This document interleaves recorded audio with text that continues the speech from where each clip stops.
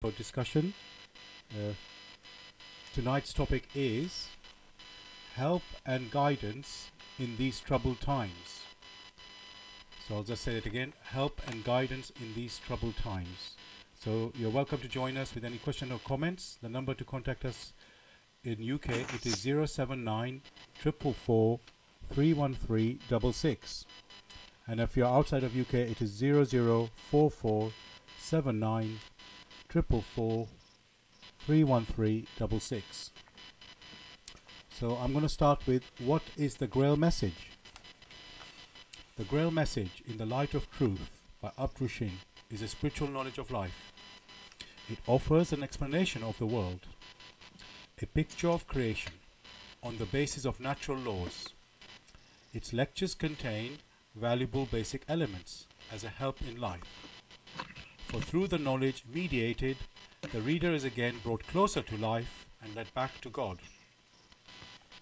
The Grail Message deals with important fundamental questions of life by explaining in a clear and logical way the automatic working of the laws of nature, the whole weaving of creation, allowing every process to be recognized and thereby the purpose of our whole life.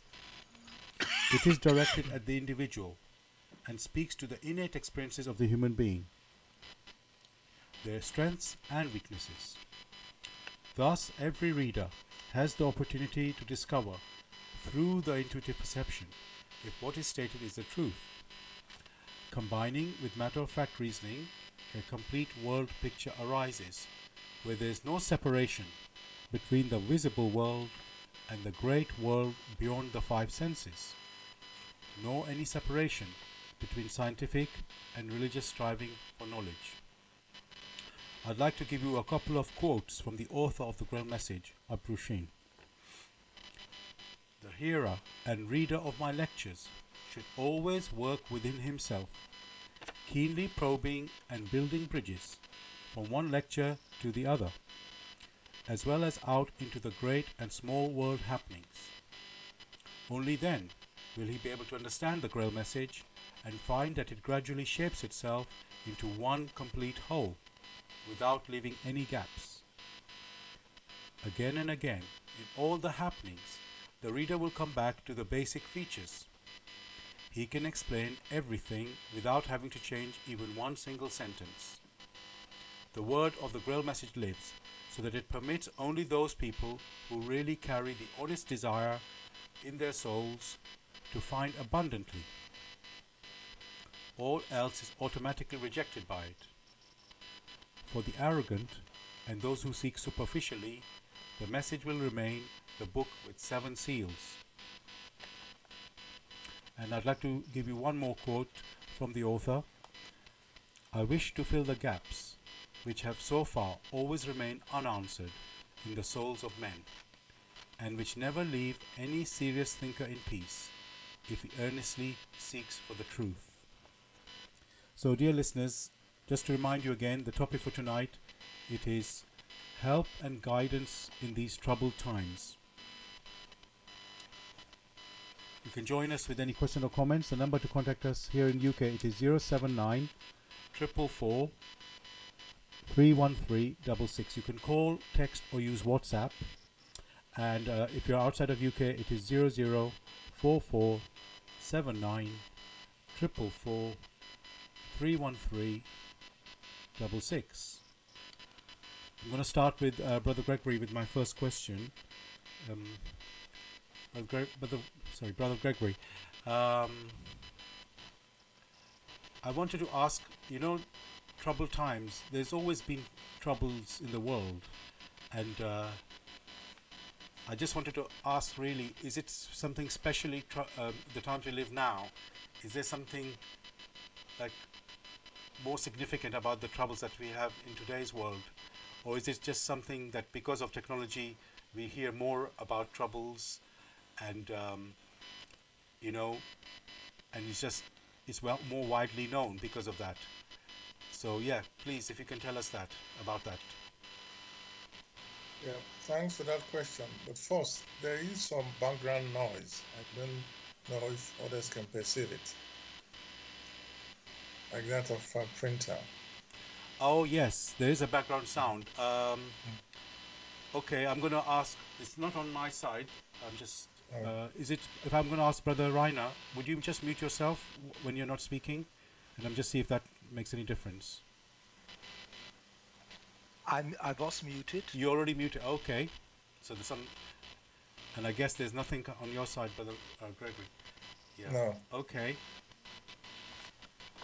I can't hear. There's nothing in the. Oh, maybe it's the speakers. I think I know what it is. It's the speakers. Okay, I'm going to, Brother Gregory, if you just continue with the answer, I'm just going to repeat the question, and then in the meantime I'll sort out this sound problem.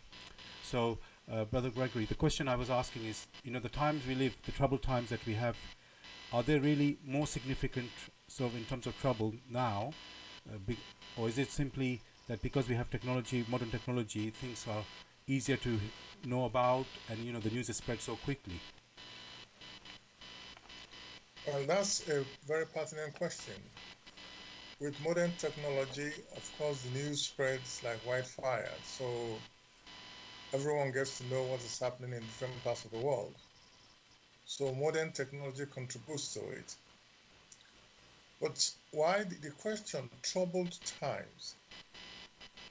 Times are only troubled when things are not done right. Otherwise, if things were sailing the way they should, that expression, troubled times, will not arise. It will be that things are in harmony and there is joy in the performance of tasks which many people have. However, when the word troubled times is used, as we said, it gives the impression that something is amiss. As we all know, we make decisions, and the consequences of our decisions are returns. So when we have returns,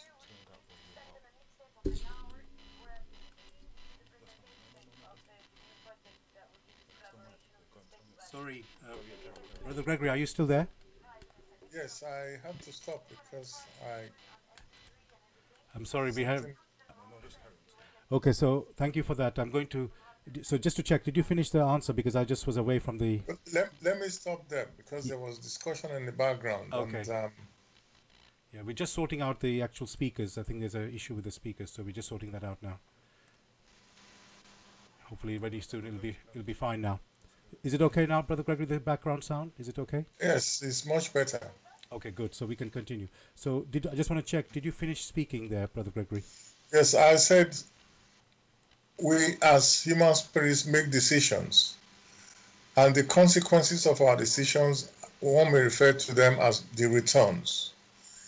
When the returns are not in harmony with the processes in nature, then we have troubled times. Therefore, you have a scenario where that which is supposed to be joyful becomes sad. That which is supposed to help to mature us such that we have a finer perception tends to suppress us. The times are troubled because the returns which have arisen from our past decisions are not in harmony with the laws of nature through which every particle, every person came into existence. Thank you. Thank you for that, Brother Gregory. So I just want to ask Brother Ryan, is there anything you'd like to say further in regards to that? Brother Ryan, are you there? Yeah, but I just had to demute myself. Oh yes, of course. Yes. I'm demuted now. Okay, you can talk now.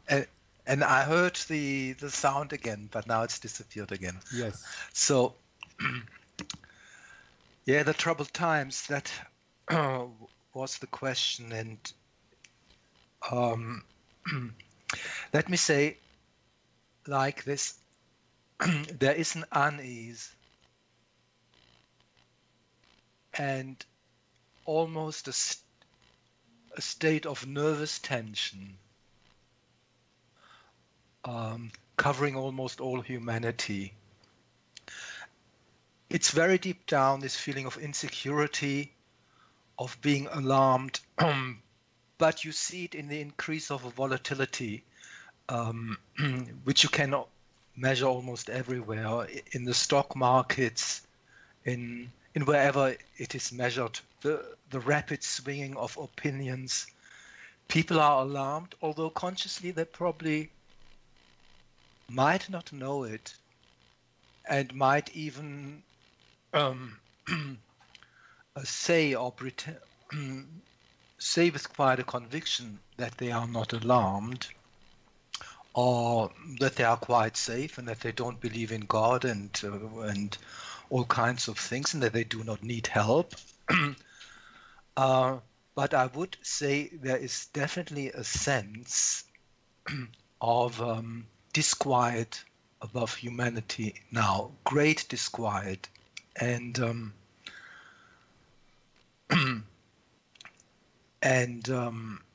of course there are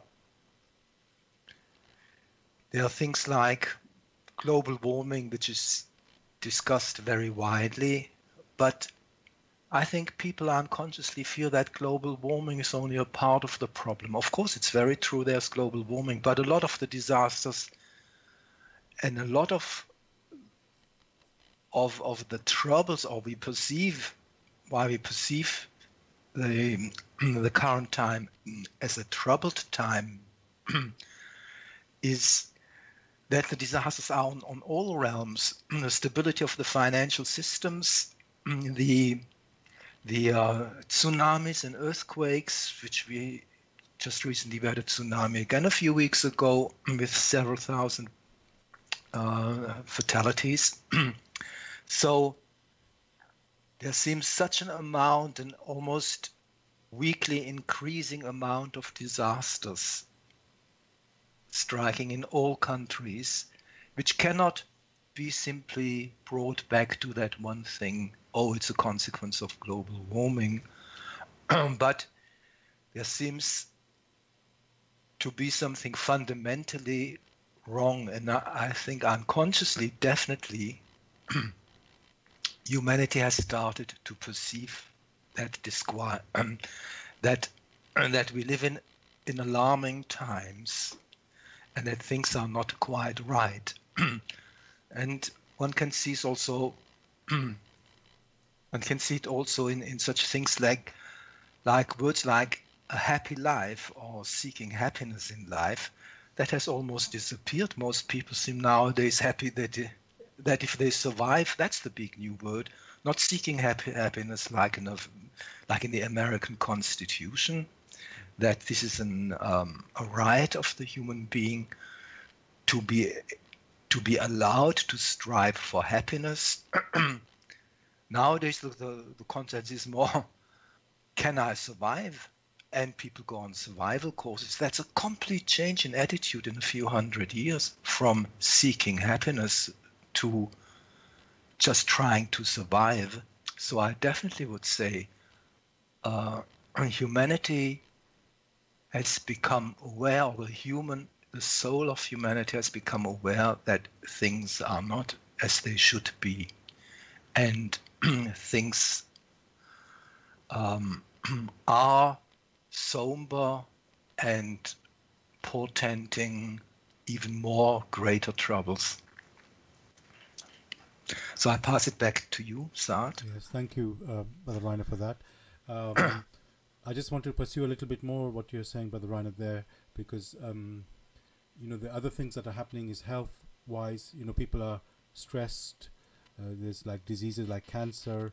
I know there's always modern technology, making either alleviating these issues, or of course we don't have cure for cancer or anything like that, but there's always some developments going on where life is becoming easier for those people with suffering with such things.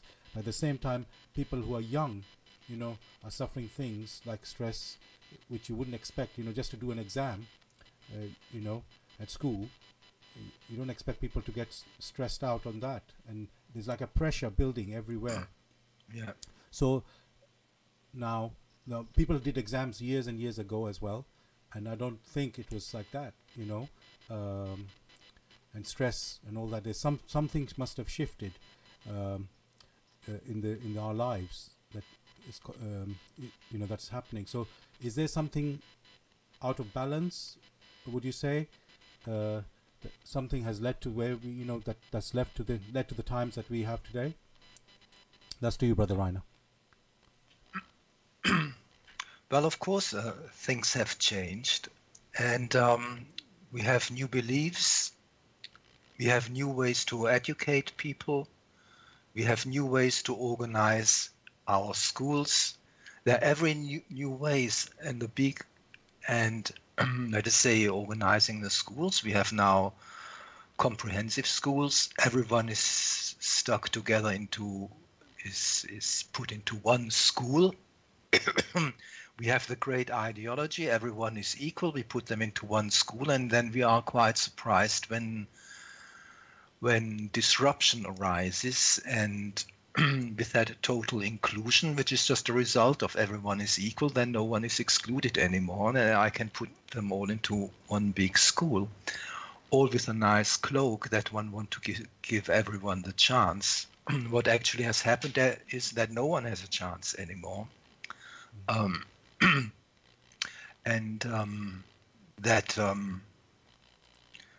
we have this total state of chaos, of hyperactive children, children which can't sleep, which are addicted to computer games. These are all new developments, and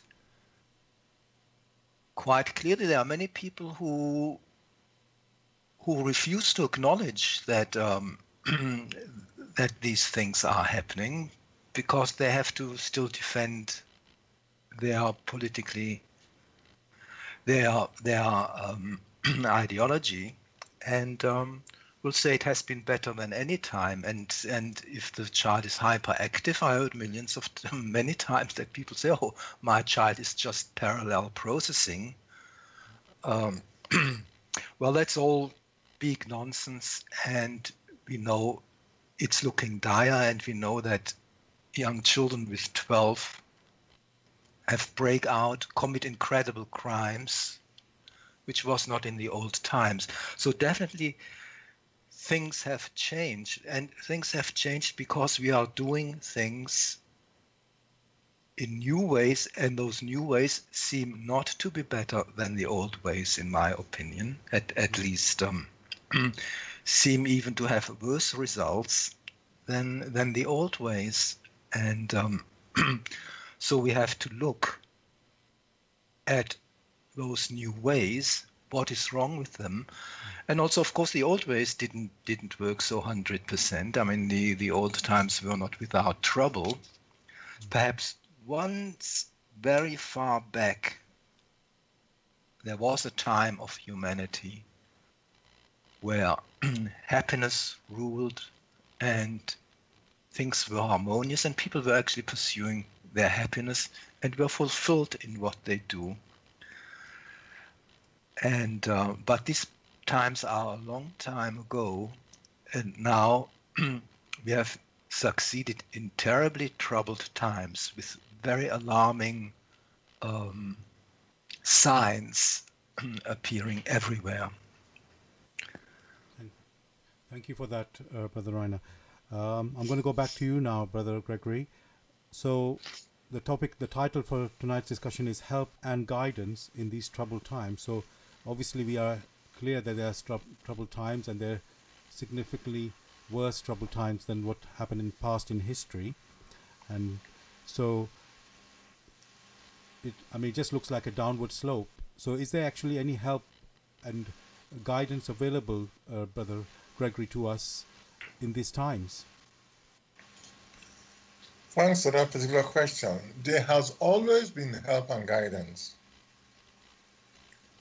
However, there is the need for every individual or each individual to check whether what they have is some form of help or some form of guidance.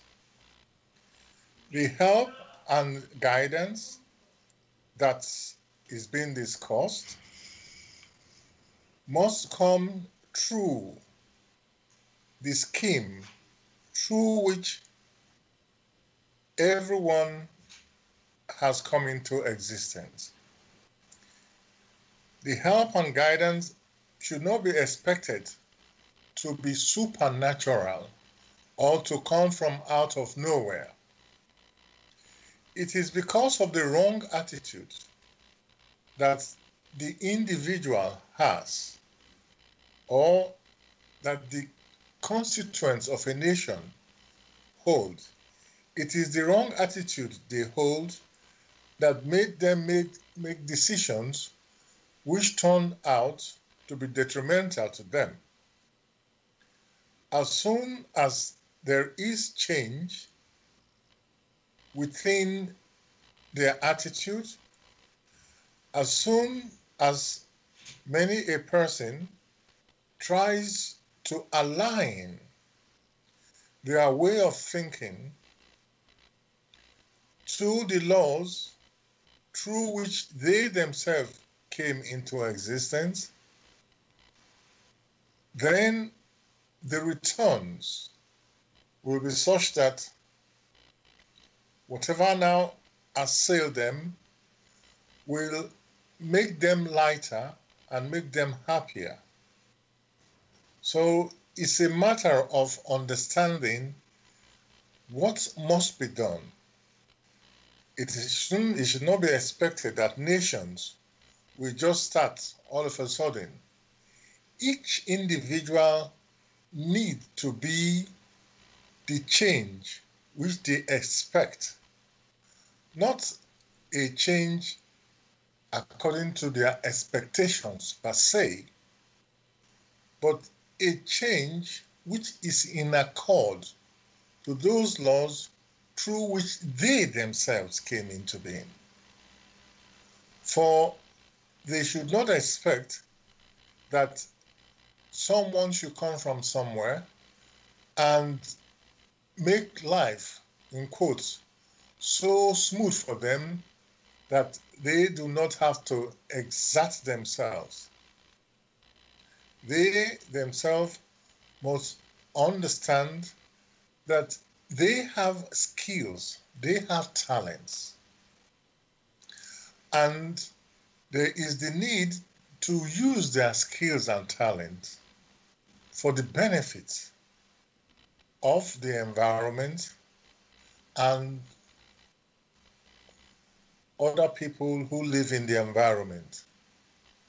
As soon as they realize that and they vigorously work towards it, then it will be such that the returns which come back will sort of elevate them rather than suppress them. So the help is within the scheme of things. Once it is realized that that is the way to go, then it is very simple for each personality to adjust their attitude in such a way that it becomes beneficial. Whether it be through religion or through science, whatever it is, that help must be in harmony with the laws of nature. Thank you. Thanks for that, Brother Gregory. So just to go further again on that, Brother Gregory, you said it's like each individual has to adjust himself to receive that help. So is that help for everyone, or is it restricted to certain people? The help has always been there and is for everyone who adjust themselves or who open themselves to this help. Okay. And now I'm going to ask this question to Brother Reiner now. So, in the world out there, there are many, so-called leaders in different fields, let's say health, food, you can say even spiritual movements. There are many of them. And so, Brother Rana, we don't have like all our life to spend to go through all of that. There's so many things going on out there. So how can we sort of find what's right for us? Let's say what's meant for us. That's for Brother Rainer.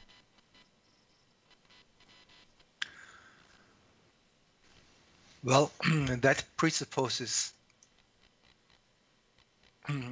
already many things, and to find, let us put it just to that basic thing what you said, to find what is right for us. And there are certain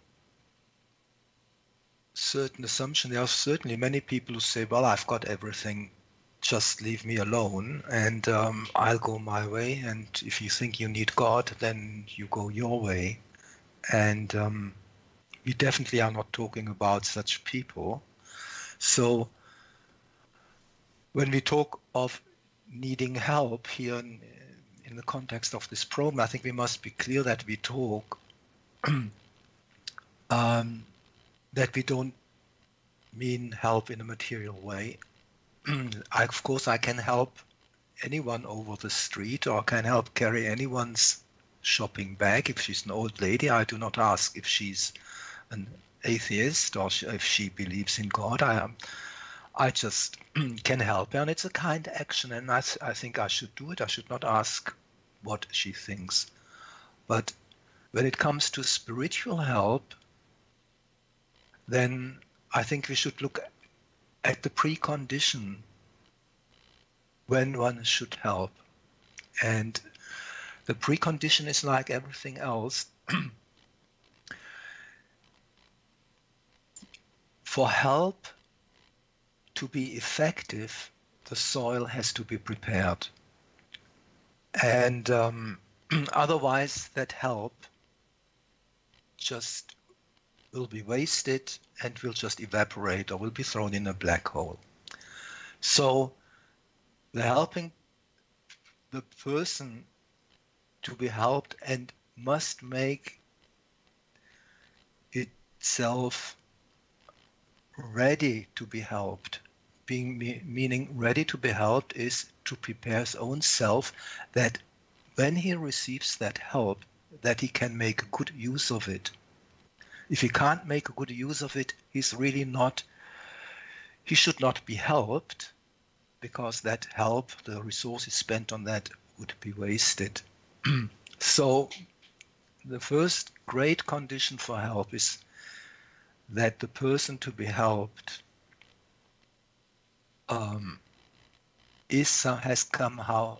has so far advanced that the soil, that his or her soil is being prepared, that her soul in our spiritual context can absorb that knowledge, can recognize it, and can make good use of it. And this is a long way, and in my opinion, I would say most people are not in that state. They are not ready to receive help, and even they cannot receive it because their soul is so overgrown with other things, and they are probably have so many other things and pursuits which they think are much more important than searching one's spiritual salvation or one's spiritual happiness. And they might even have no idea about happiness. They might think it does not exist, which many people think, oh, that was in the past centuries. Philosophers talked all the time about happiness. Now they do not talk anymore about that. And it's almost looked upon as a bourgeois notion, and everything bourgeois is hated. So with any kind of help, the prerequisite is that the party receiving help is so prepared inwardly and outwardly that it can use help. That's a very important principle. We know that, for example, enormous sums of money are being transferred to some places. And even on a material sense, in a material sense, they simply evaporate, those billions and billions, and nothing happens. And at those recipient locations where that money flows to, and that's in a way a disastrous state. So it just shows two things: the recipients of that help, they do not know how to utilize it, and they are not yet ready to utilize it.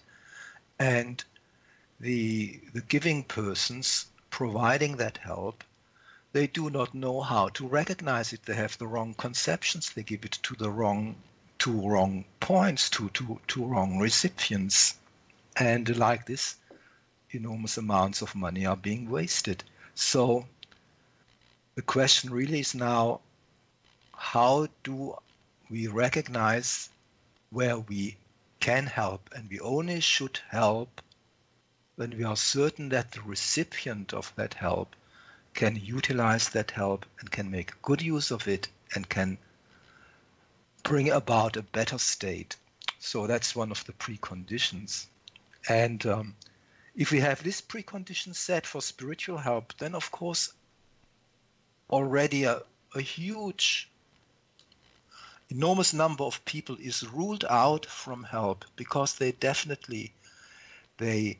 are not prepared to receive help. They cannot receive help because they are so engrossed in their own ideology or the teachings of their fathers, which they just absorbed without further thinking, so that they are completely closed and almost fanatical in their old beliefs and go on in those old beliefs, that any true spirit, this knowledge which actually could help, would just bounce off because they close themselves to it. And they are close to it because for them they simply blindly adopt the creed of their fathers. So we must, at the first prerequisite for help, I think we must demand of that one helping person that he can look objectively at things and that he's prepared to cast aside what proves to be insufficient or what proves to be wrong in his old creeds. In fact, it should be even like this, that a person should not adopt anything of his own, even if it is passed down through many centuries to him. He should not revere that thing simply because it has been passed down by hundreds of generations. And he should really examine it, what it has, objectively and say, do I understand it? Number one is, do I understand it? If I don't understand it, I can leave it alone. I should almost reject it, anything I cannot understand. And if I understand it, do I really think it is helpful to myself and to the other people? So now the touchstones start coming in. How can I now what is being offered? And once I have this openness, I'm prepared to be open and to look at other things and other explanations, and then have the courage to cast out my old knowledge and say, I take this new, better knowledge and follow that knowledge. This openness, I do not think that many people have it, and so a lot of help is being wasted also in a spiritual sense, because people have not learned to be open yet, to be objective, and even to understand many concepts which are needed to understand spiritual knowledge. I'll pass it back to you. Perhaps someone else might want to talk. Okay. Before I invite Brother Gregory, I just want to tell the listeners, you're listening to Blessed Radio, is the Tuesday night spiritual discussion program. The aim of the show is to introduce you to the spiritual knowledge in the light of truth, the Grail Message by Abdrushin. And the topic for discussion tonight is help and guidance in these troubled times. And we'd love you to join us with any questions or comments. The number to contact us here in the UK, it is 079 444 313 66. You can call, text or use WhatsApp. And if you're outside of UK, it is 0044 79 444 313 66. And you can listen to us also on YouTube. Go to youtube.com and search for Blessed Radio 1 and type live stream. That's for if you want to listen to us live. And if you want to hear a recording after the show, which finishes at 8 p.m., about 10 minutes after the show, you can hear a recording. You can again look for Blessed Radio 1 on YouTube and then search for Bro, that's B-R-O, Saad, S-A-A-D. And then the topic for tonight, you have to search for that as well, which is guidance and help and guidance in these troubled times. Yeah. Brother Saad, perhaps I just continue a little bit because I've not quite reached the step where I answered the question. Yes. I said there is an absolute prerequisite for the recipient of help, of any help, that he is able, that has prepared his ground so far that he can absorb that help and that he also can make use of the help. So the help should be completely adapted to that person. But first, before you give help, one must make sure that the person can absorb that help at all. So one must be on his level. Now the question is, there are all kinds of things being offered around, and one can and now it depends what that person searches for. If he searches for some spiritual guidance, which takes that sense of anxiety, which almost everyone has nowadays, that sense, an undefinable anxiety, because an existential anxiety should not exist according to evolutionary theory or science. Why did evolution, where there's nothing, then this? Why should in a materialistic concept come into existence some existential anxiety? With existential anxiety, I mean an anxiety which I cannot explain really. Even the richest person in the world can be anxious about it and be alarmed about things. He's got everything, and he might have enough women to pass on his genes, his genes, which really is everything, which is really the only thing which should matter according to many scientists today, at least of the people working on evolution. But in spite of all those things, the person can pass on his genes easily. He has all the wealth of his world. He can afford 10 women to pass on his genes. The person might well be unhappy. And this unhappiness, this deep unhappiness, I call it existential, and the people in philosophy have called it existential, which is a good way. You cannot explain it, and many people have it. It's also this general sense of unease and this general sense of nervousness. It's not dependent on what I materially have, and it's not. And a poor man can have it, and a rich man can have it, and this is a voice from deep down of his self. In fact, that is his self, in a way, speaking to him. The self which he has forgotten how to access, and which just shows itself in that way, in a kind of very deep inquietude, in a kind of very deep sadness at times, or a general disquiet at times. And that's the problem. If I want to, when that disquiet and that sense of being alarmed or being constantly depressed, and I start wanting to get out of this state, this is the first step where I become ready to absorb some spiritual help. And that person who has developed that desire to finally see the sun again, not to be depressed in a depressed mood all the time, to become light inwardly, he can very quickly look through things with that emotional tool he has now. Does it make me lighter inwardly? Does it give me some inner sunshine or not? And he can very quickly rule out, oh, this philosophy, that does not help. And once he's got something which makes him lighter, he can then go on and further and and apply certain touchstones. The truth always should give him so many touchstones to find the right way, or whatever is truth, that he can quickly decide that's the right way. And Tushin mentions, of course, many such touchstones.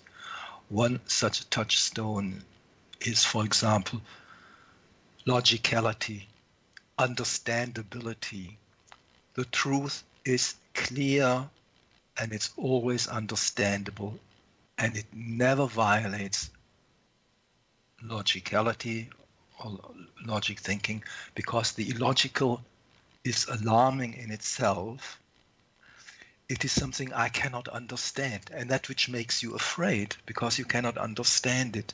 You feel only at home if you can understand things. If you don't understand why something happens, of course you are alarmed. So, so we have to wait to that point for that help to become fruitful. That when the person has become, in a way, searching, wanting to get out of this mood he's in, of this spiritual state, and strives to become, wants to be simply a more happy person and have a more sunny life, and wants to be closer to the light. And that gives him enough things where he can find true help very quickly. But finding that true help, as I said, it cannot be given. You have to make yourself worthy of receiving that help, and that making yourself worthy of receiving the help, that is in fact preparing you so that you are able to receive it. And this preparation, that's the important thing. That is when you say suddenly, because you might be so depressed that you say, I had enough. I've been now 20 years in psychoanalytic treatment. I've spent a fortune on it. I've rewired my emotional brain with that web seminar and the other web seminar, and you still are unhappy, and you've come to the point where you say, I'm just interested in something which helps. I do not care in what type, in what form it comes. I just want to know that it takes away that burden on my soul and makes my soul lighter. And that's the true state, when that person has become worthy of receiving help. It's hard to say, but we must become worthy of receiving help. So now I pass it back to you, Brother Saad. Thank you for that, Brother Rainer there. Brother Craig, I will go to you now, and I want to say thank you, Brother Rainer, for really going into the sort of detail about what sort of condition or state we have to be to receive help. So my question to you, Brother Gregory, following from that is, this is a life of discovery. We're always discovering things. So can we discover this just by ourselves? This, how to be happy, as if I can put it in simple words, how to live in a happy way. Can we just discover it? Just experiencing life, making mistakes, doing this, that, and then hitting our head against the wall and saying, no, that can't be right. Let me change my direction. So it's like trial and error, or is it somewhere we need to ask help and is there some knowledge we need to have? So we have to be given some knowledge, or just can we do it ourselves? That's really my question. Whether one is given the knowledge or one does it by himself, it amounts to the same thing. To do it by yourself means you have to be open. To be granted the knowledge means you have to be open to be able to receive.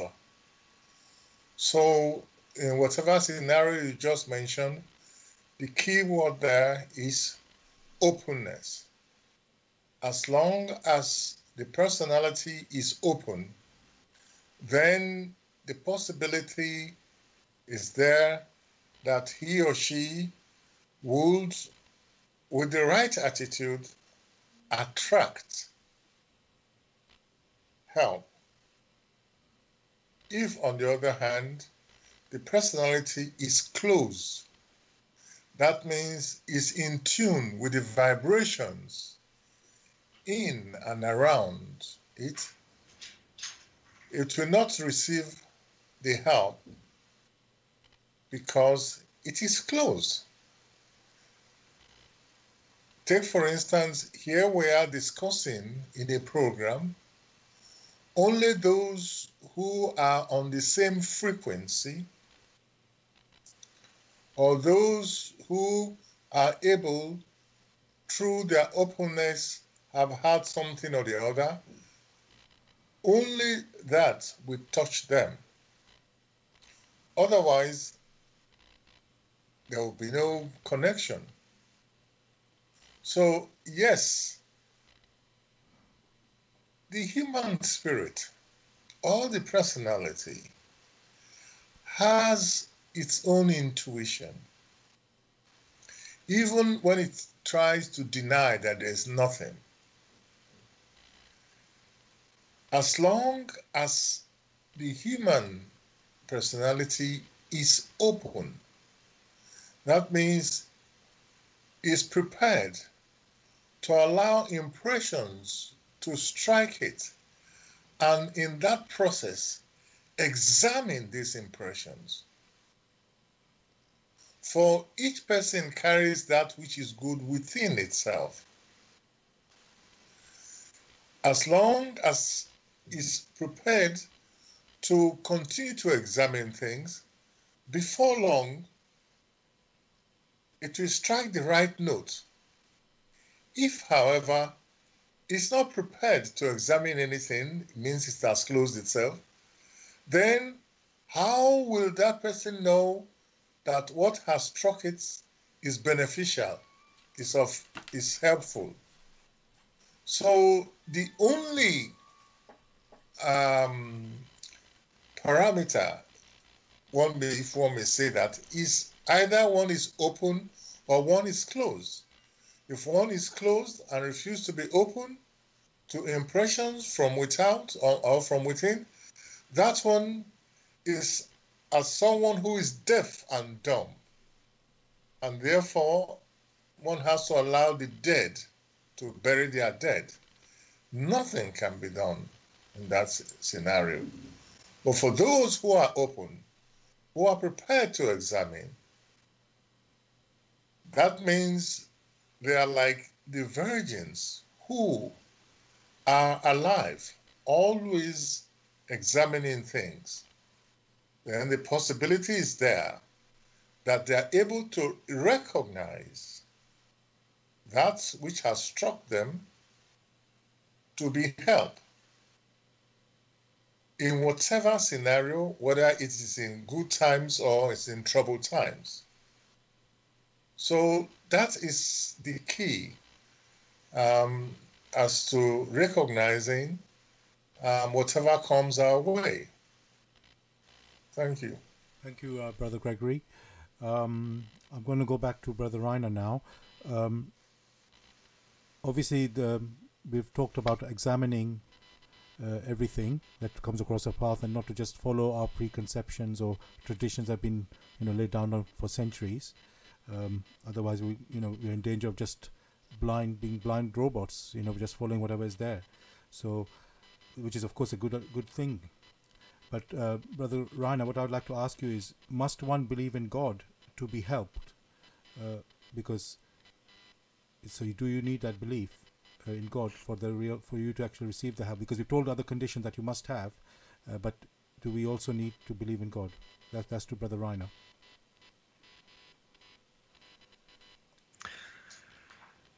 I think it's for me to know, and for the person seeking help to find out.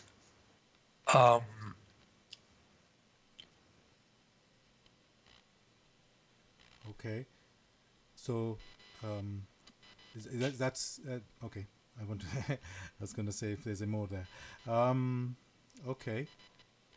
Anything, Brother Gregory? Would you like to add anything to that as well? Just to check.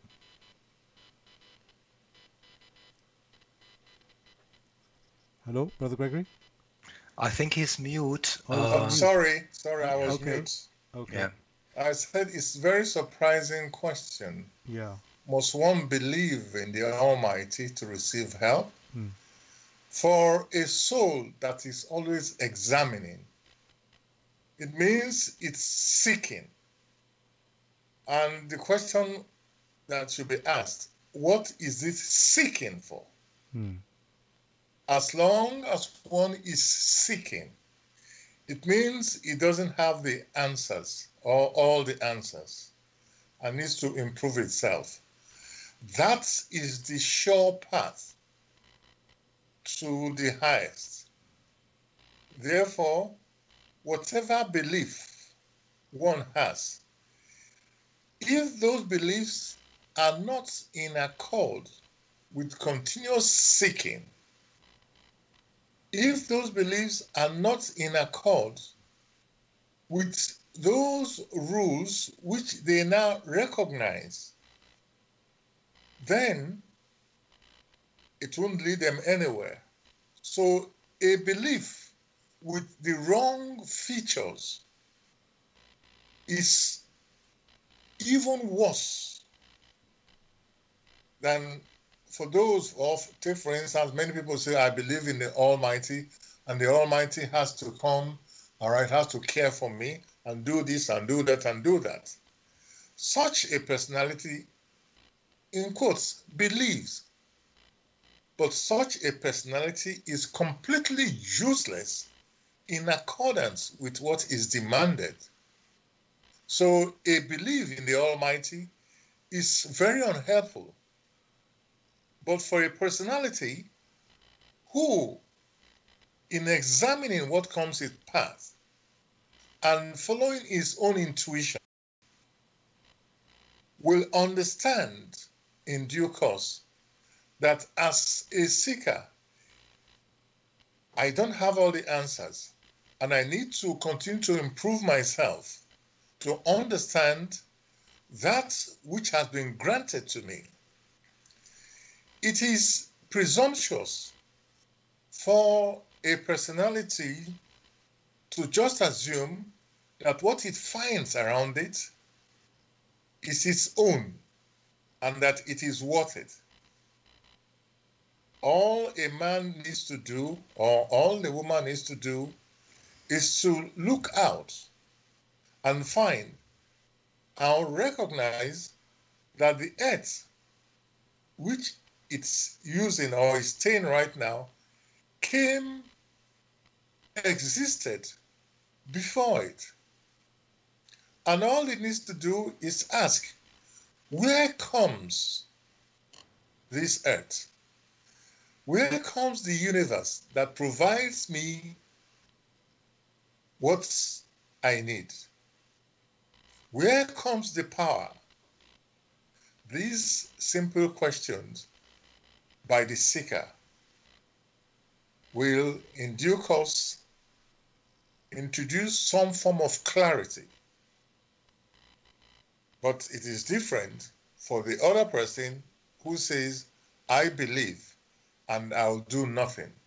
In fact, such a belief is dead and it's of no use. And the help, which can only be recognized through seeking, through examination, although provided such a personality will not recognize it, and the help will pass it by, because through its attitude, it has rejected the help which has been sent from the Almighty, because it has a wrong attitude towards creation that it lives in. Thank you. Thank you so much, Brother Gregory. Perhaps I'd like to add a little bit Yes. to it and explain a little bit why I won't give an answer to that question. And let us say we have a person who thinks, who is in a state he's needing help. Let us say he's assuming in some, he needs help on a psychological level. So he might have some depression. This person might well think, oh, of course the psychologist's science can help me. I believe in them, and he will, and he will go probably to some therapist and perhaps to another one. But because he believes that, and he believes help can come from human knowledge, he has to pursue that way. He even can't pursue any other way, and he will go through that person who says, through that person who through that person who says he can help and he knows how to deal with that sickness, and it's just a sickness and we can get over it by certain techniques or auto whatever. So he believes that. He does not believe in God, and that's good for him.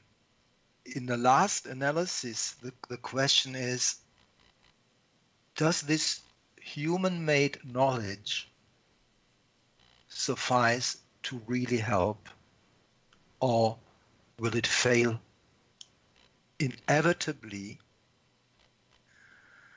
because it is not based on some deeper knowledge? Do we need, when we receive proper help, some much deeper knowledge, and perhaps a knowledge which we cannot arrive at by ourselves, which we cannot force out of studying the universe, and this knowledge is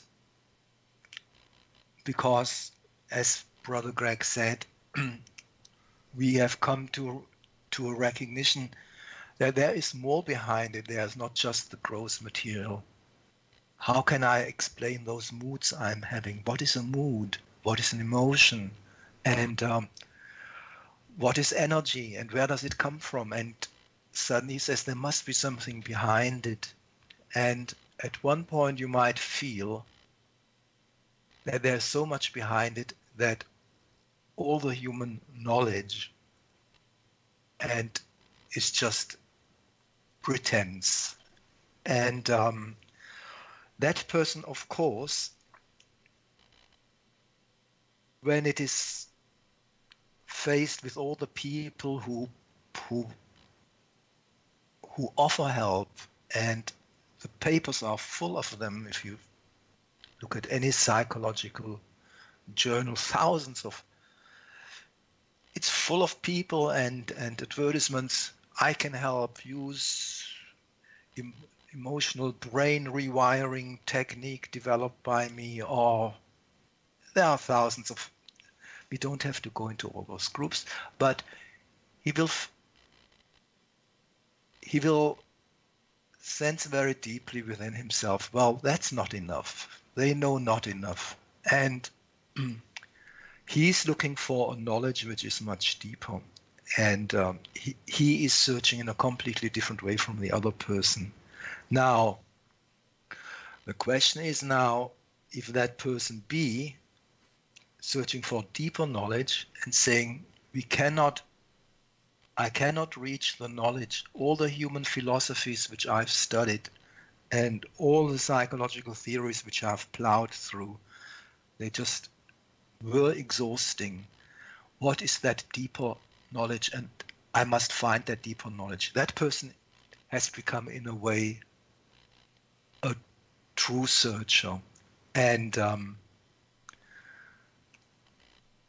now we can say, is that person B right or is that person A right? The person A which thinks, okay, human man-made knowledge is enough and man is part of there's anyway and nothing but the material universe, and with science we can explore matter, which is true, and the psyche is just an epi effect which we which we do not understand yet properly, but it is based on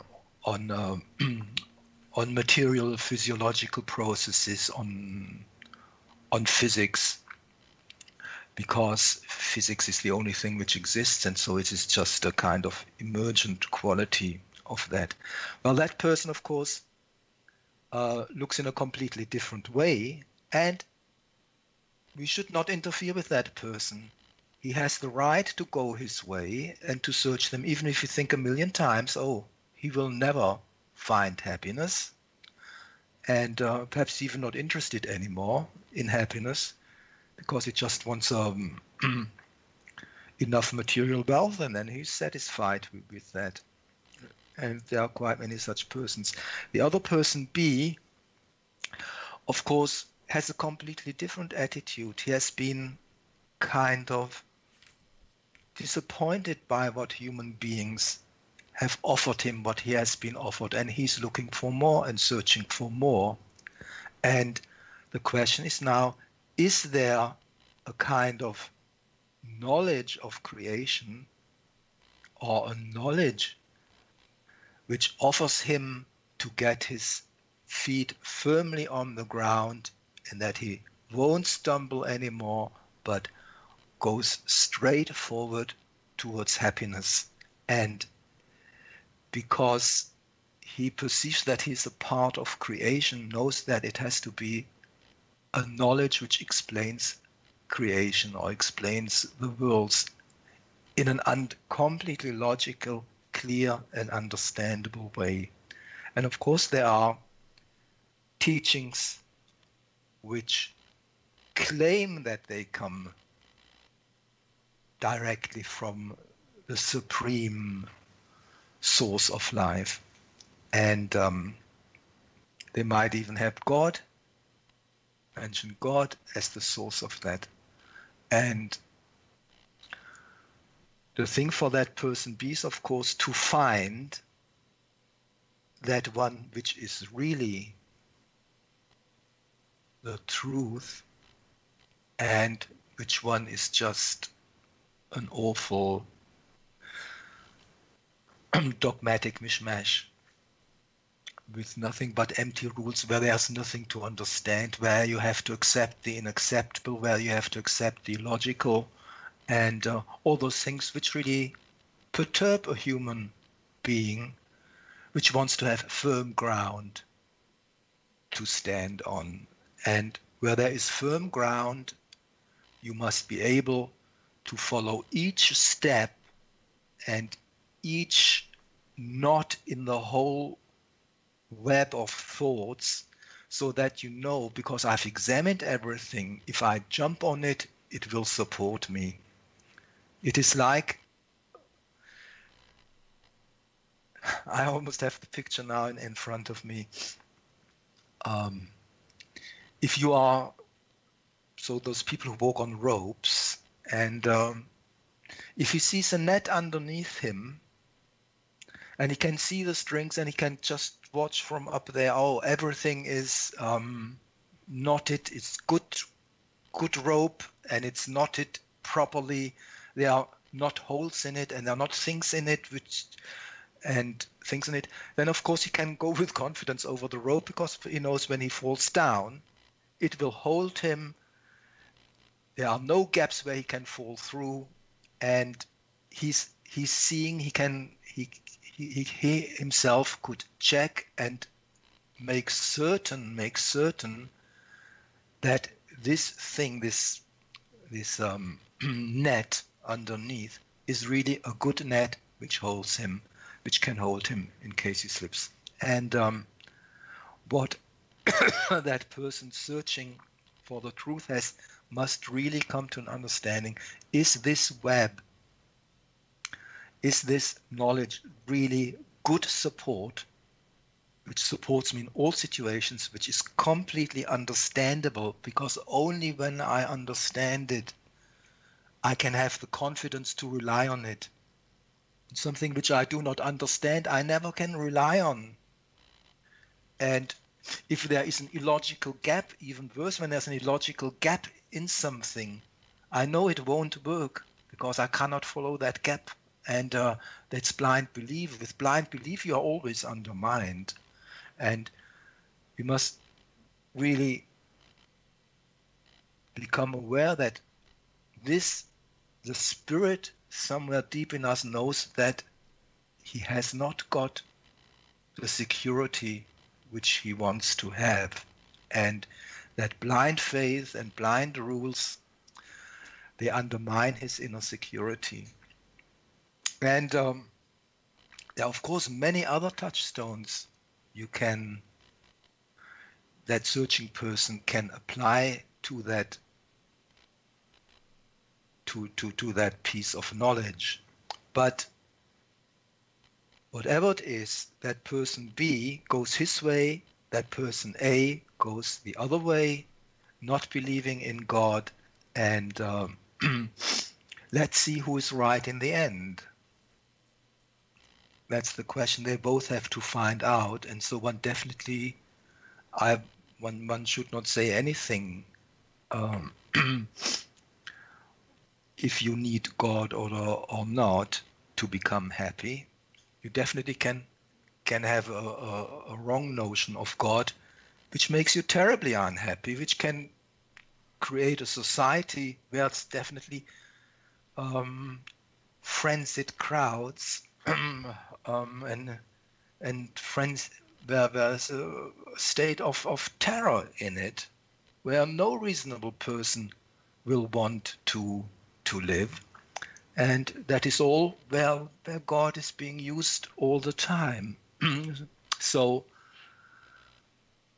we must say, if we say, does happiness require a God or the truth? It's really the question, what concept of God do you have? There might be wrong concepts of God, and you most likely have wrong concepts of God, because humanity had nothing but wrong concepts of God. And we must, is there some revealed knowledge which really can say what God is, what the light is, what the source of energy is, and can give me some safety, some tool where I can explain any fact which I'm puzzled about in life, and where I don't have to accept it and say, oh, inshallah, God wanted it like this. I don't understand it. Why? And it hurt me terribly, and I think but I have to accept it.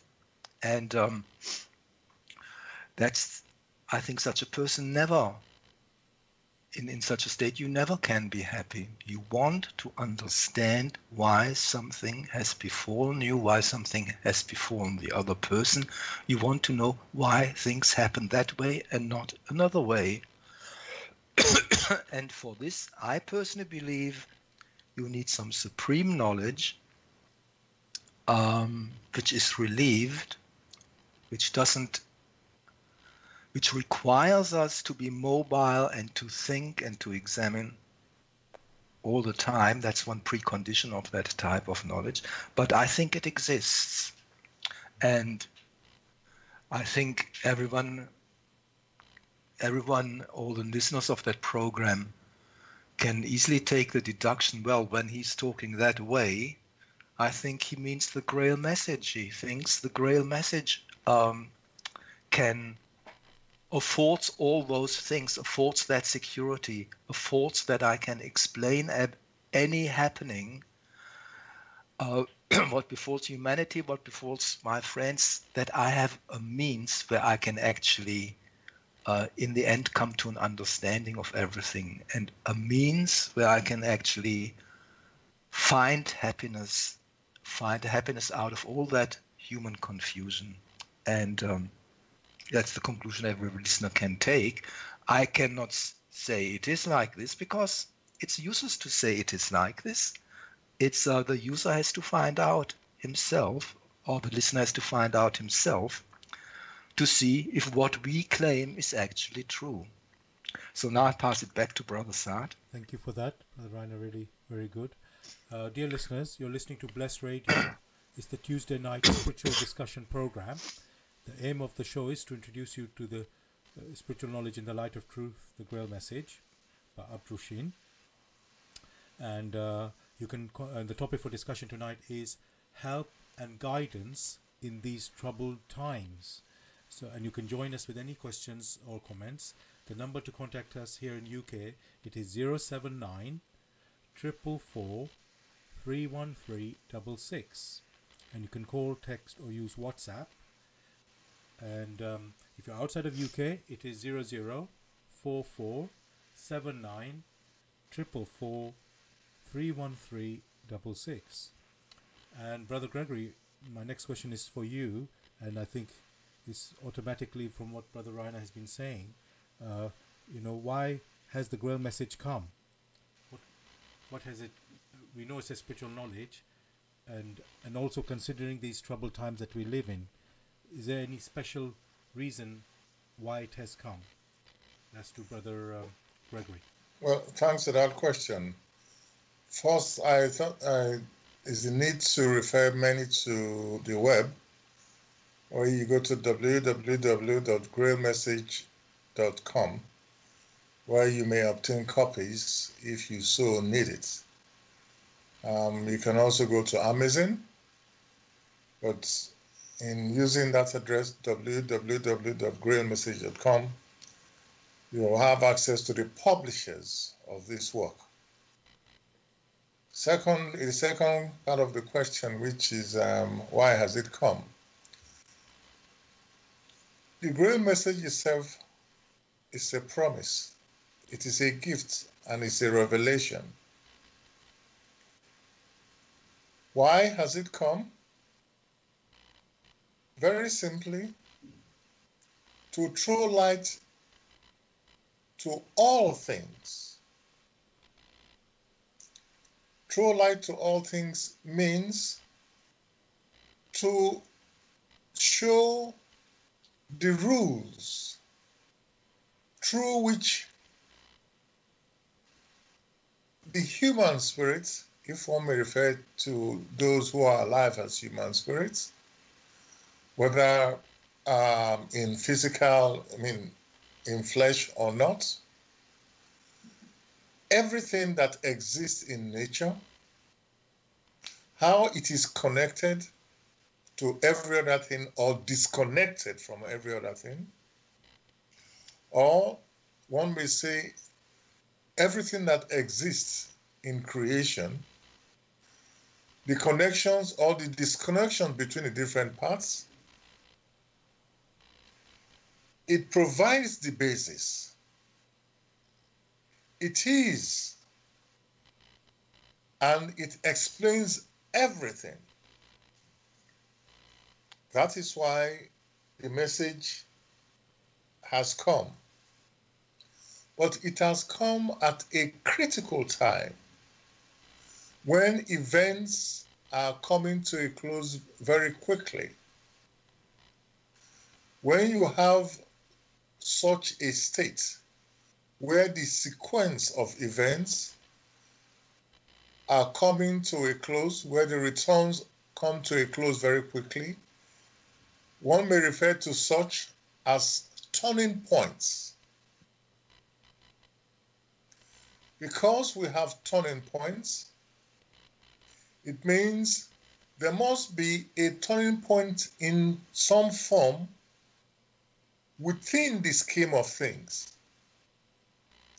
This scheme of things must be a consequence of the laws through which nature came into existence, or in general, creation came into existence. Therefore, it is necessary at these turning points for those who are seeking, or the seeking human spirits, to understand the mechanism such that they will not move blindly within the scheme which is now referred to as nature, or in general referred to as creation, such that man will understand what it has come to do here and know that this place is only a temporary place. The scheme of things which it's involved with, in which this part of creation came into being sequentially. When it came into being sequentially, that is what one referred to basically as evolution. All right, the integration of the different parts. And it gets to an extent where what has been integrated still needs to fall apart so that it will come together again at a different time. Because we are at such a time, it is necessary for those human spirits who are within that arena to have a good understanding. And that can only come through revelation of this nature. But the key thing here is don't take it for granted. You yourself, to be able to benefit from this work, you have to examine it. To examine is not to read or just accept dumbly or blindly. To examine means to open up all the skills and talents which have been granted to you to look into the work. So, the prerequisite of openness and real activity by examining the structure of what had been put to you. In doing so, that's so much energy is required, and in doing that and putting things apart, reassembling them, that refreshes. Only through that will one come to a better recognition. Only through that will move you from a state of cognition where you have many beliefs to a state of recognition where you are able to now bring these things and to help you to finer recognition of what lies behind living here on earth, what lies behind, or what activates the human body that one sees, or what activates nature. That is why we have a work of this, such as the work in the light of truth, the Grail Message. But one shouldn't just take one's word for it. There's the need to examine it yourself and come to your own personal conclusion. Thank you. Thank you for that. I was just thinking we could just read from the Grail Message the first part, well, first page, you can say, for your guidance, just so that since the topic especially is very relevant to that. So I'm going to do that actually. Let me just do that.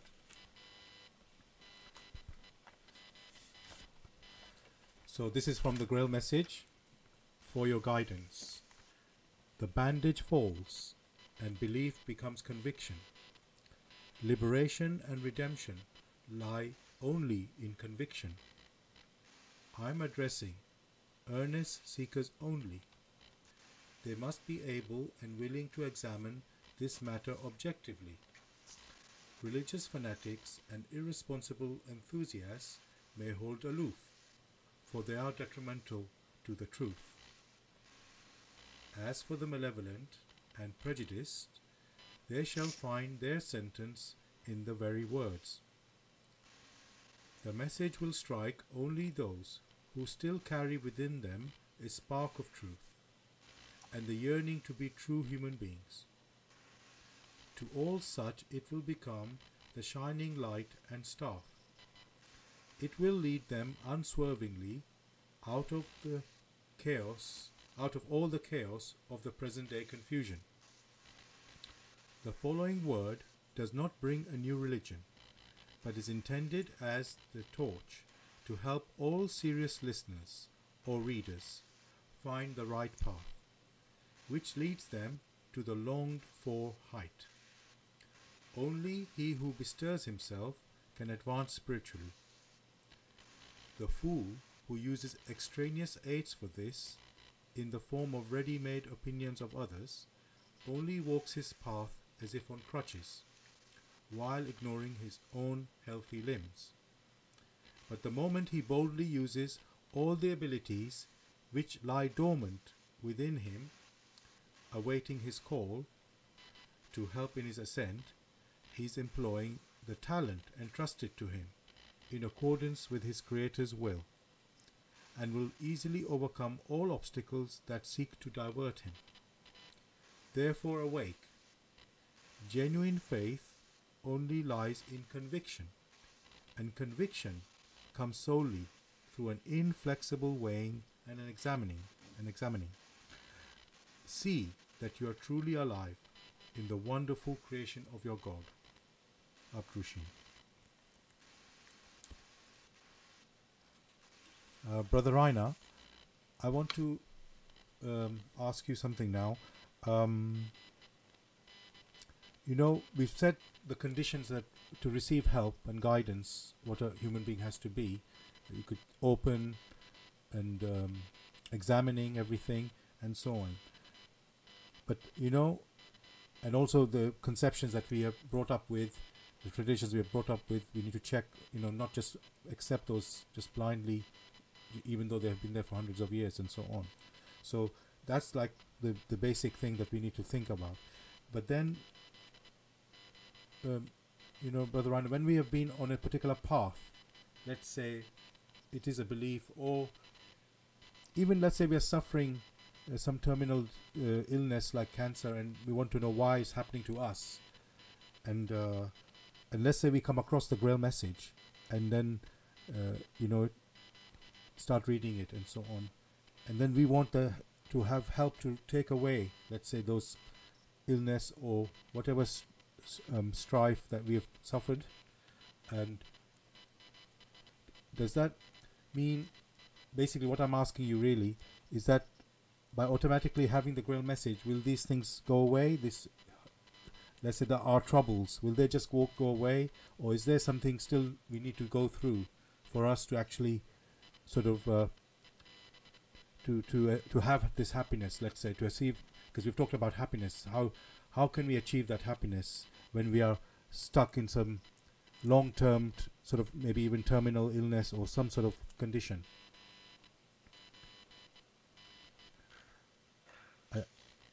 Well, we are all more or less in situations which one may call not too agreeable, or sometimes outright unpleasant, and often we see no way out, and often there is no way out, at least not with our present medical knowledge. And there are many terminal illnesses, and people, and one finds people struck by them. One is happy if one is not struck oneself, but one finds oneself close relatives and brothers, perhaps mothers, father, might be struck by such an illness, so very close relatives. And I think in all families now there are such tragedies. Now, the first thing, there are also many prophets and many spiritual healers, and think, follow me, and I can take you out, or we can take you out of that situation with that what we will give you. And sometimes in rare cases it even works, but that is just a very rare case. It's not as a rule. You cannot rely on it, in my opinion. Now, to look at the Grail message in that way, if I adopt it and I believe in it, all my troubles will disappear, and I will be happy and singing and dancing, and pennies will rain from heaven. This is just a silly attitude. Terribly silly. The Grail message will not do anything of that sort.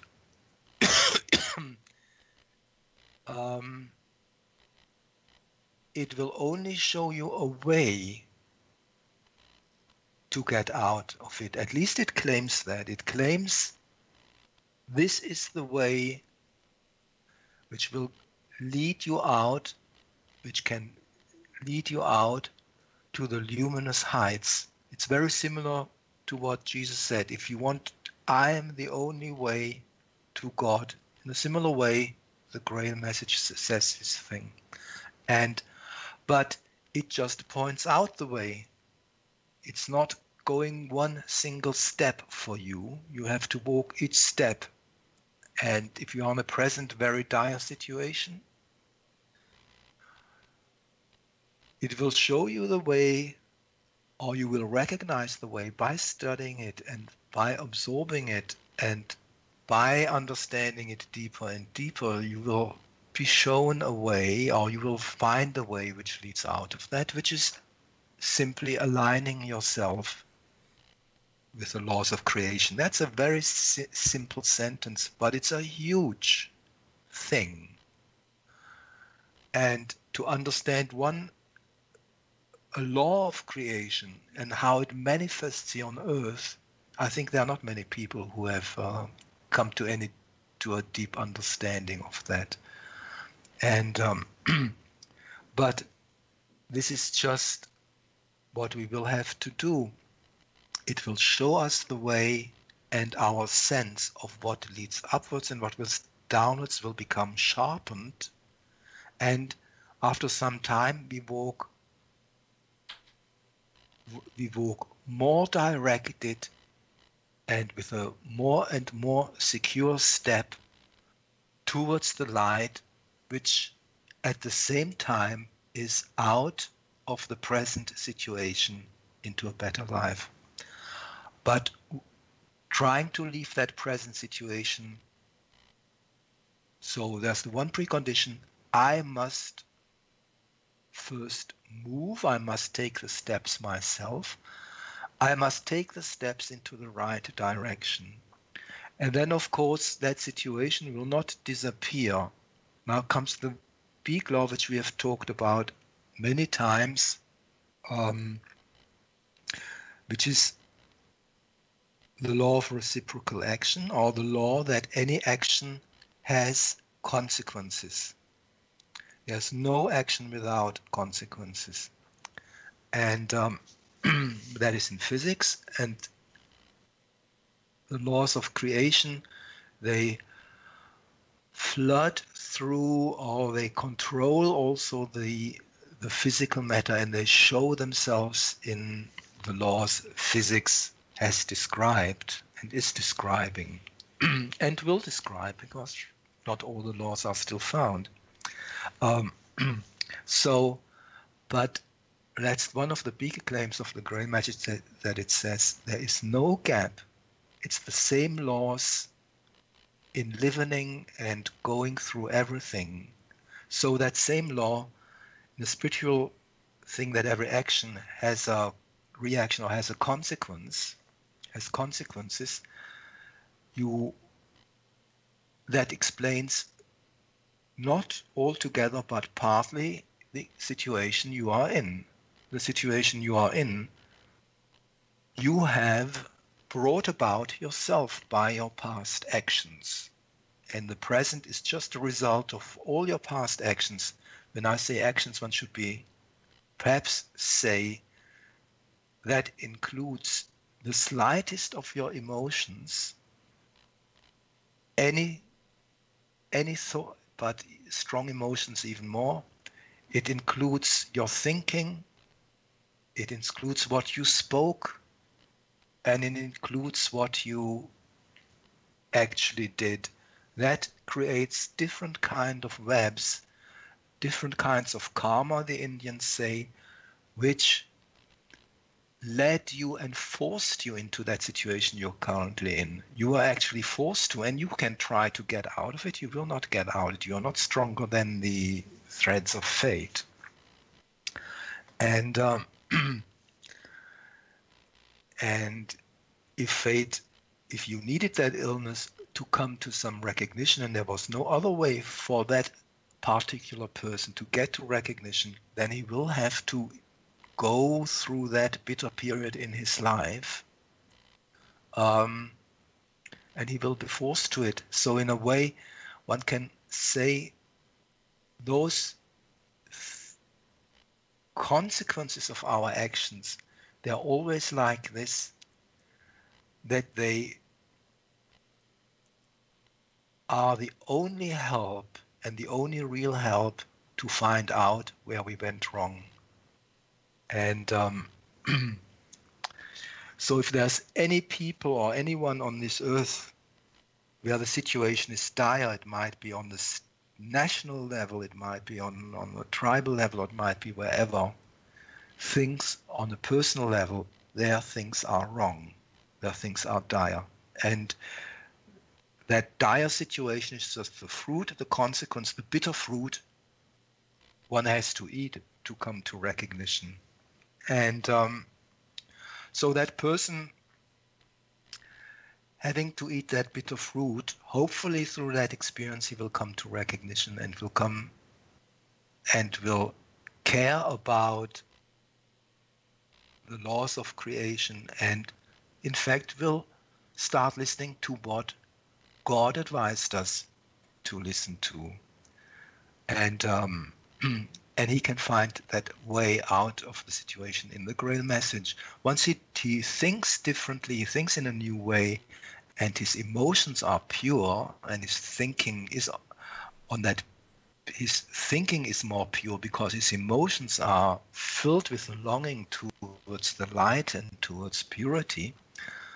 Of course, that immediately will effect a change, also a change encompassing the health And I think that is in fact the only way where we can get out of a real disturbing or real deep situation, a real deep bitter situation. And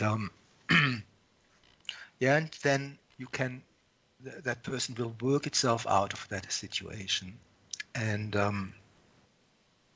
yeah, so definitely knowing the Grail message and reading it does absolutely nothing. It is having the longing for it and being able, with the help of the Grail message, we can start learning why we are going through a certain situation, why that situation is the best situation for us, because that's the situation which we need for our spiritual salvation. And then we can get out of that situation. Requires mobility on our side, and it definitely does not allow a clever thinking, oh, I just need a quick way to get out of there. Let me take the Grail message and learn a little bit about the laws of creation and act according to them. And then once I've got out of it, I again throw it away and do the things I always wanted to do, which I think are much more fun. That's not the way. That does not help anything, because as it was said, perhaps you picked up that sentence. If you do not have the right attitude and the soil is not prepared properly, that book will remain the book with the 7 seals. You simply will not understand it. So in a way, it protects itself from any calculating scheme when a person just thinks he wants to get out quickly, and then for the short time, oh, God is all right, and the Grail message, it's okay, and I can get out. That's not the way. That's the wrong attitude, and this attitude will already foreclose any understanding of the Grail message. So I hope you get a feeling for what we think the Grail message is. In the last analysis, you always say we think it. I mean, I know that I'm convinced of it, and the other brothers on the program, I would say too. And but it is for you to find out if that what we are saying actually is in line with the truth or is the truth. So I pass it back to you. Thank you for that, Brother Rainer. Back to you, Brother Gregory. Just going back to the Grail message coming in these troubled times, and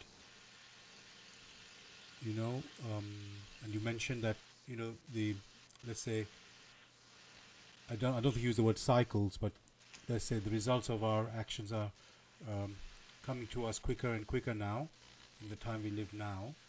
So, and of course, we on this program, we obviously recommend to everyone to take up the Grail message, to examine it and understand life from the Grail, to examine the Grail message and see if they can understand life from that.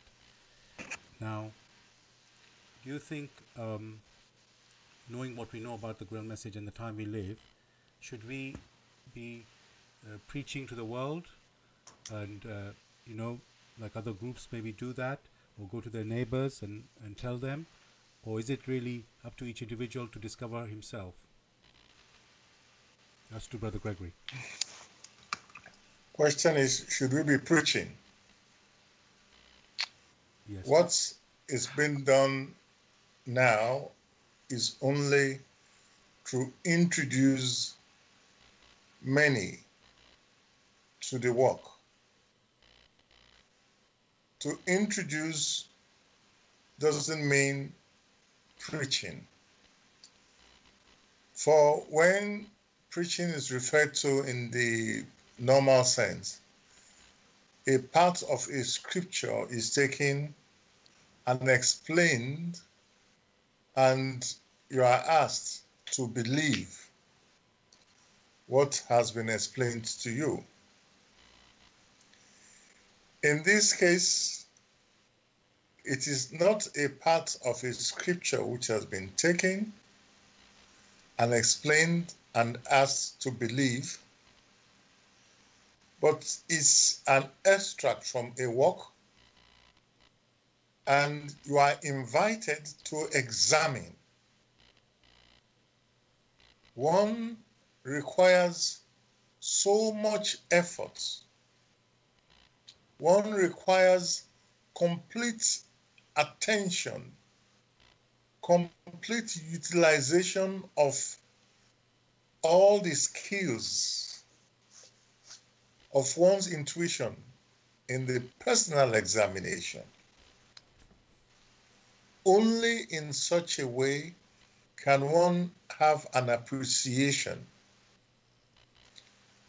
Whoever is capable of doing that will reap the results of his or her efforts. And those results are personal.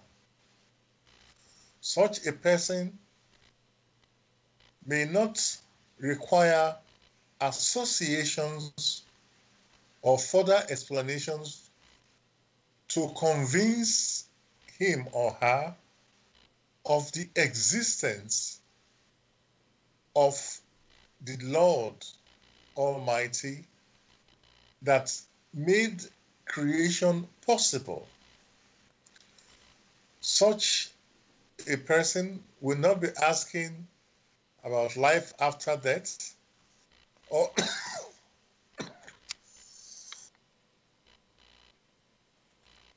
or of reincarnation.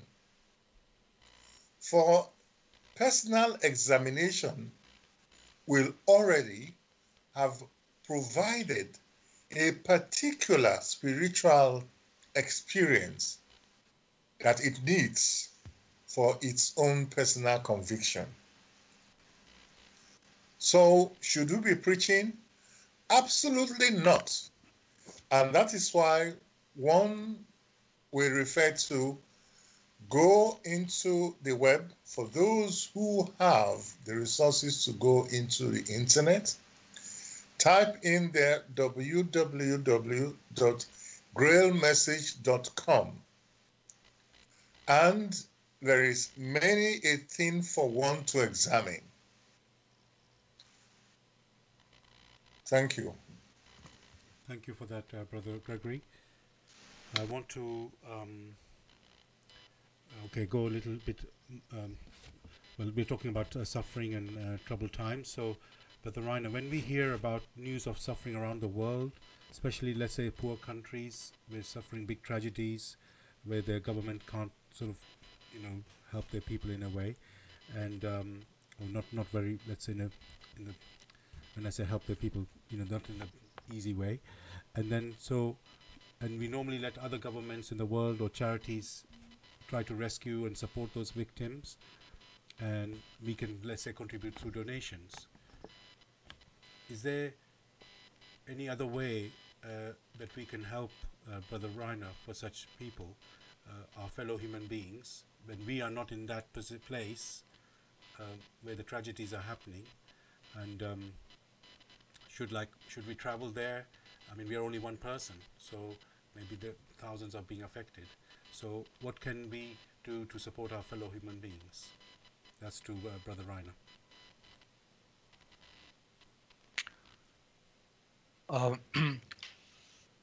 Well, this question is really, it's really like the last question. Shall we preach? That means the people having the Grail message. That's not really a question regarding the listener, who should not know, who should be someone looking around and searching for the truth, or searching for something at least, and trying to find something. That question, if people who have to cross the message feel are faced with that question if they should go around and preach, that's something for the people who have found the Grail message. That's not a question for the general audience or general human being. And similarly is it with that question. If you have the Grail message and know about the Grail message and know about the laws therein, should you go out and help and or should you donate? I think everyone, even if you have the knowledge of the Grail message, you have to intuitively go through that question and weigh and find an answer what is right. And so I can only give my personal conclusion I've come to in that respect,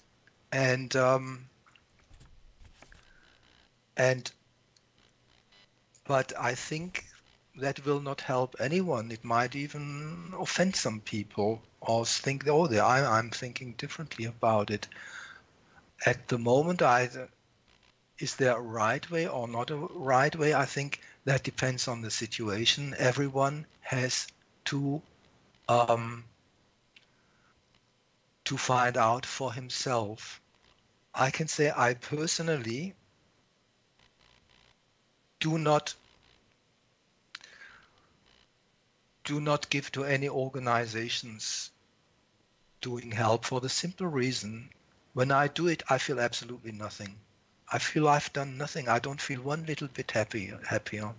And and I know many people do that and have a monthly check here and have a monthly check there and to that aid organization and that aid organization. I prefer much more to go through life, and when I meet someone, try to be so alive and so aware that I can help in that way. That might be that just I've seen an old woman going over the street and she's overjoyed when she's offered help, but you must be very aware that it's, and then I rejoice because I see her thankful face. And but this is not, for me, in my experience, this is not when it is being done through an organization. And I think I think I've made the world a little bit a happier place. And so I prefer personally direct actions, and I do not give any more by any organizations where I anyway have no control where the money goes, and and often it goes even to people which are completely hostile to my civilization and my beliefs. So I will answer it only in that way. Thank you for the. Sorry, did you want to carry on? No. Thank you for that. And maybe I'll put it to Brother Gregory as well. Is there anything you'd like to say on that question, Brother Gregory? Could you reframe the question again? Yes. So basically, when you hear about news of suffering in the world, in, let's say, especially in poor countries where there's some big tragedy happens, and then normally you find that other governments and charities, go and do the rescue to support the victims, and maybe we can contribute through donations. So now, with the knowledge of the Grail message, would you say how would you, let's say, act?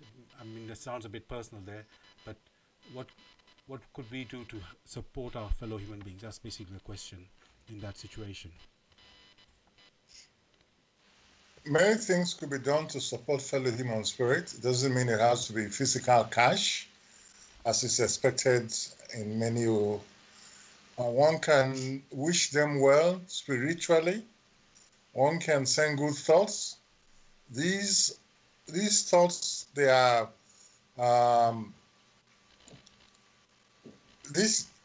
when the matter of thought is such that it is strong enough and can, one way or the other, sort of protect or help these many persons out of their misery. On the other hand, there are others who may have the money and wish to go and donate, but that may not even solve any problem, because as you will find, those that have the so-called cash may turn out to be the most evil people even here on earth. So let's not go the way of cash, and let's not be in a hurry to judgment. The key thing the human spirit needs is sympathy or empathy. Be able to send good thoughts to fellow human spirits. For when you have such catastrophic occurrence, many a human spirit becomes helpless. And when they then realize their personal helplessness, many times they become open. And because they are now open, it's very easy for help from other areas to reach them.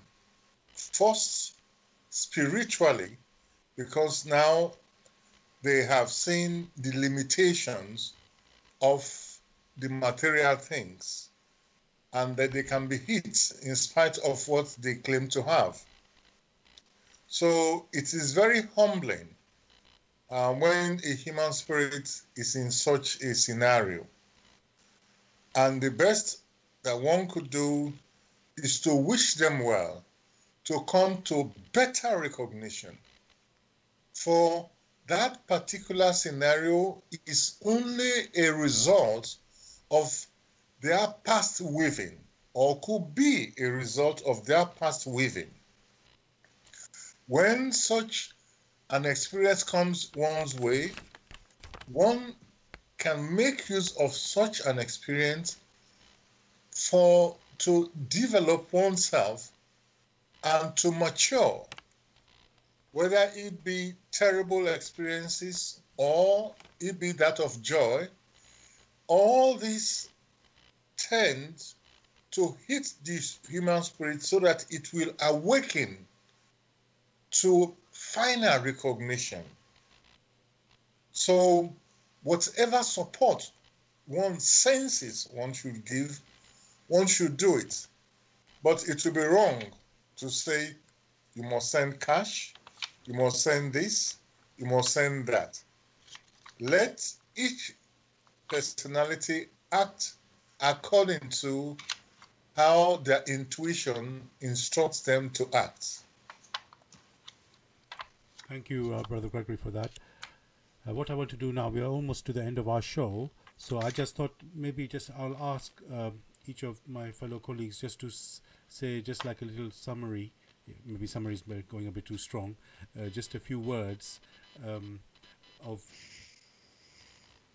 what basically what we mean when we say help and guidance in these troubled times. So if I go to Brother Rainer there, what was the question again? Yeah, I mean, maybe well, basically I'm trying to do a little let's say summary, or maybe that's not the right word for it, but just a few words of what we mean about having help and guidance in these troubled times. So what we mean, yes, by receiving help. Those. Yeah, let's say I could say the way I could put it is like the type of help we should expect, or what because I think people have certain expectations, so we should just know what is the help.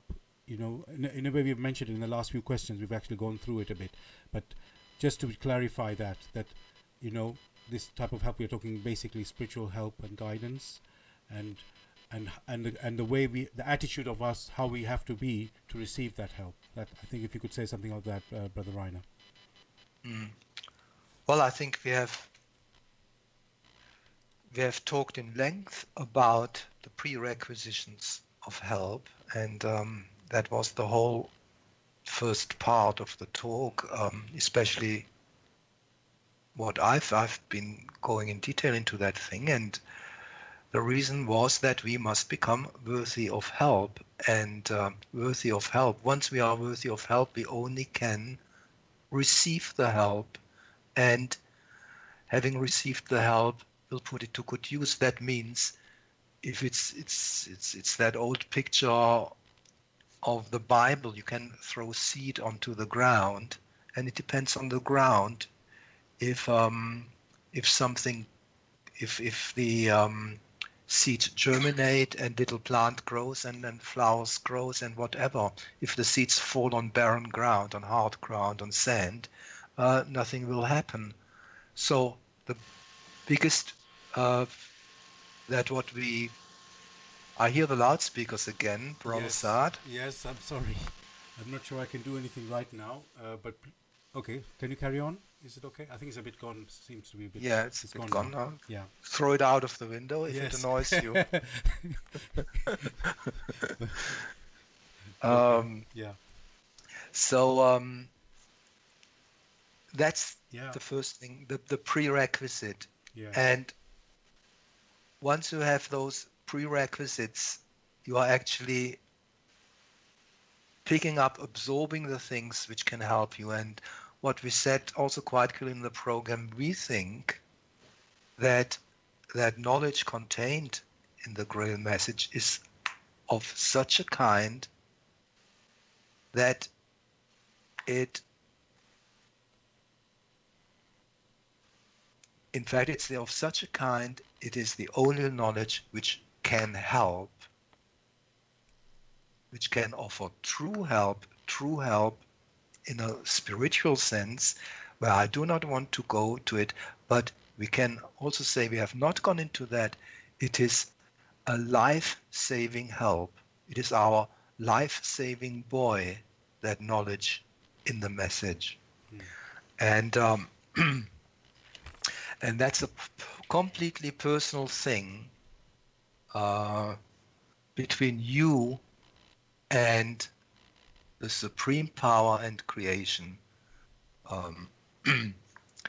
What you do with that knowledge, it has come out. It has, at least it's claiming that, the writer's claiming that it has come out from supreme knowledge, and it and the knowledge contained there is life-saving, is absolutely necessary in our times. We have not gone into that because I've said at least, you have the choice. You do not have to go this way. And so as a summary, we have pointed to that work in the light of truth, and we claim that it can help out of any situation and can lead you out of the present day confusion and lead you onto firmer ground, and which will eventually result in that you will become a more happy person and a happier and happier person, till one day you will walk again under blue skies and into luminous heights. Thank you so much. Yeah, sorry. And I think that's it. Yes, thank you very much, Brother Rainer, for that. I'm just going to say, because we are now past 8 o'clock, so I'm going to just thank everybody for listening for us tonight, listeners. And the topic for next week's show is occult practices. So, Brother Rainer, you can start preparing now. And Brother Gregory, of course. I refuse that topic. First of all, I have no idea about occultism.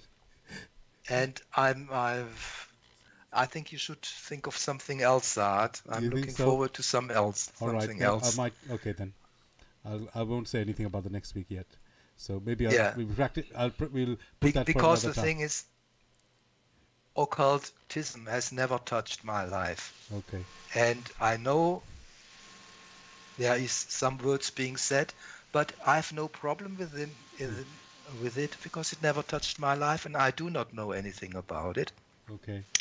So then you have Brother Greg and just ask him now, do you have anything knowledge about occult practices?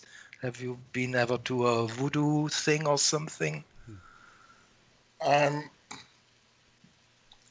human spirit is free to ask any question, whatever field. The best one can do is to point out the laws through which everything came into existence. They have to make up their mind whether it is occult that they wish to dwell in or not, or the consequences will be very well shown or alluded to. As for personal experience into the occult, I am not aware, but I have read many of such, seen them around. How it is practiced, I don't know. All one knows are the laws of creation.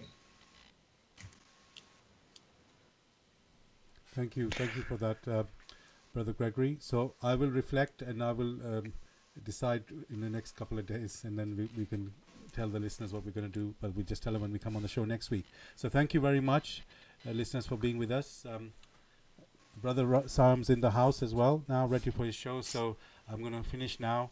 Please do join us next week on Tuesday, as usual, 6 p.m. to 8 p.m. for the special discussion program. And I wish everybody a great week. God bless.